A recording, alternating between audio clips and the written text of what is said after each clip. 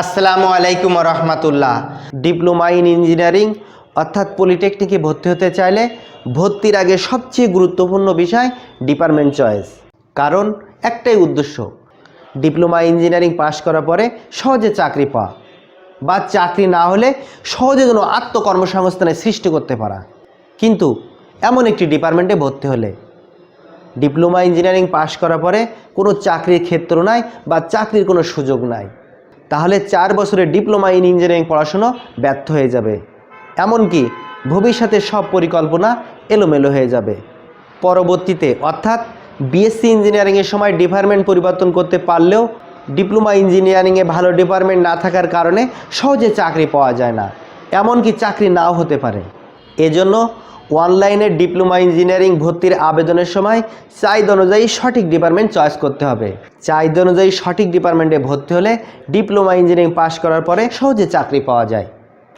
এবার জানাবো বাংলাদেশের ক্ষেত্রে ডিপ্লোমা ইন ইঞ্জিনিয়ারিংয়ের কোন কোন ডিপার্টমেন্টের চাকরি ক্ষেত্র সবচেয়ে বেশি। যদি সরকারি চাকরির কথা বলি, সিভিল ইঞ্জিনিয়ারদের চাকরি ক্ষেত্র সবচেয়ে বেশি, যেমন সড়ক পথ, এলজিডি, সিটি কর্পোরেশন, পৌরসভা, পানি উন্নয়ন বোর্ড, শিক্ষা প্রকৌশল অধিদপ্তর, স্বাস্থ্য প্রকৌশল অধিদপ্তর সহ সরকারি প্রত্যেক ডিপার্টমেন্টে সিভিল ইঞ্জিনিয়ারদের কম বেশি সরকারি চাকরি ক্ষেত্র আছে। সরকারি চাকরি ক্ষেত্রে দ্বিতীয় অবস্থান ইলেকট্রিক্যাল ইঞ্জিনিয়ারদের। সরকারি যে সমস্ত ডিপার্টমেন্টে সিভিল ইঞ্জিনিয়ারদের চাকরি ক্ষেত্র আছে, পাশাপাশি ইলেকট্রিক্যাল ইঞ্জিনিয়ারদের চাকরি ক্ষেত্র আছে, তবে তুলনামূলকভাবে সিভিল ইঞ্জিনিয়ারের চেয়ে একটু কম। সরকারি চাকরি ক্ষেত্রে তৃতীয় অবস্থানে মেকানিক্যাল ইঞ্জিনিয়ার। আর সরকারি polytechnic institute, technical school and college এবং যে সমস্ত প্রতিষ্ঠানে 6 মাসের ট্রেনিং করানো হয়, যেমন টেকনিক্যাল ট্রেনিং সেন্টার, যুব উন্নয়ন দপ্তর ইত্যাদি, এই সমস্ত প্রতিষ্ঠানে যে সমস্ত ডিপার্টমেন্ট চালু আছে, প্রতি ডিপার্টমেন্টের ইনস্ট্রাক্টর এবং জুনিয়র ইনস্ট্রাক্টর পদে ডিপ্লোমা ইঞ্জিনিয়ারদের চাকরি ক্ষেত্র আছে। সরকারি চাকরি ক্ষেত্রে পার্সেন্টেজ হিসাব করলে 35% civil engineer, 30% electrical engineer, 10% mechanical engineer, বাকি অন্যান্য ডিপার্টমেন্টের জন্য আছে 25%। আর সরকারি, বেসরকারি, স্বায়ত্তশাসিত বা শিল্প কলকারখানার কথা বিবেচনা করলে সবচেয়ে বেশি চাকরি ক্ষেত্র ইলেকট্রিক্যাল ইঞ্জিনিয়ারদের।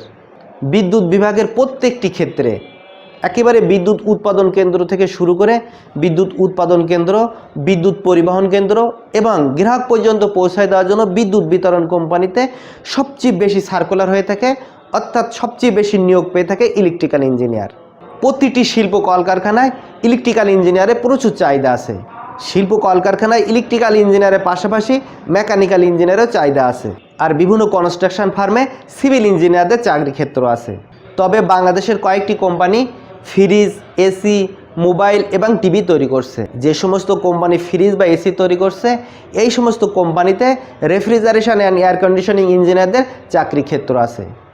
আর যে সমস্ত কোম্পানি মোবাইল এবং টিভি তৈরি করছে, এই সমস্ত কোম্পানিতে ইলেকট্রনিক্স ইঞ্জিনিয়ারদের চাকরি ক্ষেত্র আছে। সরকারি, বেসরকারি, স্বায়ত্তশাসিত এবং শিল্প কলকারখানার ক্ষেত্রে পার্সেন্টেজ হিসাব করলে প্রায় 60% ইলেকট্রিক্যাল ইঞ্জিনিয়ারদের চাকরি ক্ষেত্র আছে, 10% মেকানিক্যাল ইঞ্জিনিয়ার আর 10% সিভিল ইঞ্জিনিয়ার, বাকি 20% অন্যান্য ডিপার্টমেন্টের চাকরি ক্ষেত্র আছে। কেউ বলতে পারো, এই ডিজিটাল যুগে কম্পিউটার ইঞ্জিনিয়ারদের কথা কিছু বললেন না। সত্যি বলতে সরকারি বা বেসরকারি পর্যায়ে কম্পিউটার ইঞ্জিনিয়ারের চাকরি ক্ষেত্র খুবই কম। সরকারি বা বেসরকারি পর্যায়ে কম্পিউটার অপারেটর হিসাবে যে সার্কুলার হয়ে থাকে, এসএসসি পাস সহ 6 মাসের কম্পিউটারের যোগ্যতা থাকলে তারা অ্যাপ্লাই করতে পারে। এই সমস্ত জায়গায় ডিপ্লোমা ইঞ্জিনিয়ার কম্পিউটারদের কোনো সুযোগ থাকে না। তার মানে এই না ডিপ্লোমা ইঞ্জিনিয়ারিংয়ের প্রত্যেকটি ডিপার্টমেন্টের মান ভিন্ন ভিন্ন আছে, প্রত্যেকটি ডিপার্টমেন্টের মান একই। প্রত্যেকটি ডিপার্টমেন্টের ছাত্ররা তাদের স্ব ডিপার্টমেন্ট পড়াশুনো করে 4 বছর পরে সনদপত্র অর্জন করে থাকে। আমি যে কথাগুলো বলছি, বাংলাদেশের সরকারি, বেসরকারি, স্বায়ত্তশাসিত এবং শিল্প কলকারখানায় যে সমস্ত ডিপ্লোমা ইঞ্জিনিয়ারদের সার্কুলার সবচেয়ে বেশি হয়ে থাকে, সেই সমস্ত ডিপার্টমেন্টের কথা উল্লেখ করছি। এখানে প্রশ্ন থেকে যায়, যে সমস্ত ডিপার্টমেন্টের চাকরি ক্ষেত্র খুবই কম, সেই সমস্ত ডিপার্টমেন্টে পড়াশুনো করে লাভ কী? সত্যি বলতে 2022 সালের আগ পর্যন্ত এই সমস্ত ডিপার্টমেন্টে পড়াশুনো করে কোনো লাভ ছিল না। তবে 2022 সালের পর থেকে অন্যান্য ডিপার্টমেন্টে পড়াশুনো করলেও চাকরি ক্ষেত্র বাড়তে পারে। যে সমস্ত ডিপার্টমেন্টে চাকরি ক্ষেত্র কম, এই সমস্ত বিষয় বিবেচনা করে মূল ডিপার্টমেন্টের সাথে অন্যান্য ডিপার্টমেন্ট সমন্বয় করার চেষ্টা করছে। অর্থাৎ যে সমস্ত ডিপার্টমেন্টগুলোতে একই ধরনের বা কাছাকাছি পড়ানো হয়, মূল ডিপার্টমেন্টের সাথে সমমান বা সমন্বয় করার জন্য 6 মাসের মেকআপ কোর্সের ব্যবস্থা করছে। মেকআপ কোর্স পাশ করলে মূল ডিপার্টমেন্টের সমমান বা সমপর্যায়ে আসতে পারবে। যেমন মূল ডিপার্টমেন্ট ইলেকট্রিক্যাল ডিপার্টমেন্টের কিছু বই অন্যান্য ডিপার্টমেন্টে পড়ানো হয়, যেমন instrumentation and process control, telecommunication ইত্যাদি। যে সমস্ত ডিপার্টমেন্টে ইলেকট্রিক্যাল ডিপার্টমেন্টের 65% মিল থাকবে সেই সমস্ত ডিপার্টমেন্ট মেকআপ কোর্সের আবেদন করে সরাসরি ইলেকট্রিক্যাল ডিপার্টমেন্টের সমান হতে পারবে। আর যে সমস্ত ডিপার্টমেন্ট ইলেকট্রিক্যাল ডিপার্টমেন্টের সাথে 65%-এর কম মিল আছে সেই সমস্ত ডিপার্টমেন্টগুলোকে 6 মাসের মেকআপ কোর্স করতে হবে। 6 মাসের মেকআপ কোর্স পাশ করার পরে ইলেকট্রিক্যাল ডিপার্টমেন্টের সমমান হতে পারবে।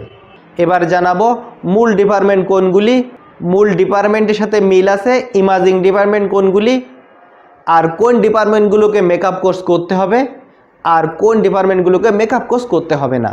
তার আগে বাংলাদেশের ক্ষেত্রে ডিপ্লোমা ইন ইঞ্জিনিয়ারিংয়ের কোন ডিপার্টমেন্টে ভর্তি হলে চাকরি ক্ষেত্রে সবচেয়ে বেশি সুবিধা পাওয়া যায় আমার একান্ত ব্যক্তিগত অভিমত প্রকাশ করছি। এসএসসিতে জিপিএ 5 বা 5-এর কাছাকাছি থাকলে প্রথম চয়েস দেবে ইলেকট্রিক্যাল, দ্বিতীয় চয়েস দেবে সিভিল, তৃতীয় চয়েস দেবে মেকানিক্যাল। আর জিপিএর মান কম থাকলে মূল ডিপার্টমেন্টের সাথে ইমাজিং ডিপার্টমেন্ট মিল আছে এমন ডিপার্টমেন্ট চয়েস দিতে পারো। আর বেসরকারি পলিটেকনিকে ভর্তি হতে চাইলে প্রথম চয়েস দেবে ইলেকট্রিক্যাল, দ্বিতীয় চয়েস দেবে সিভিল, তৃতীয় চয়েস দেবে মেকানিক্যাল। আর অন্য ডিপার্টমেন্টে ভর্তি না হয় ভালো। এবার মূল ডিপার্টমেন্টের সাথে ইমাজিং ডিপার্টমেন্ট কোনগুলো সেটির তথ্য উল্লেখ করছি।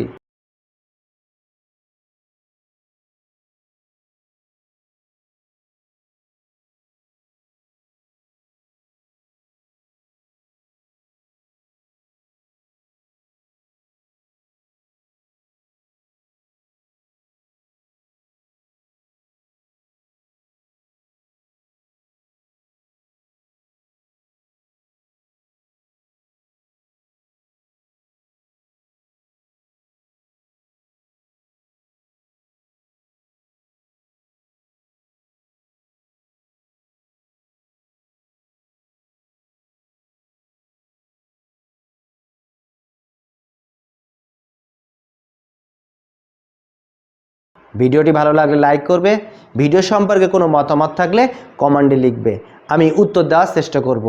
ভিডিওটি অন্যদের দেখার সুযোগ করে দেওয়ার জন্য ফেসবুক সহ যে কোনো সোশ্যাল মিডিয়ায় শেয়ার করবে। ইলেকট্রিক্যাল সহ যে কোনো ভিডিও পেতে আমার চ্যানেলে যে প্লেলিস্ট চেক করো, আশা করি প্রয়োজনীয় ভিডিও পেয়ে যেতে পারবে। আবার দেখা হবে, ভালো থাকবে, সুস্থ থাকবে, আল্লাহ হাফেজ, আসসালামু আলাইকুম।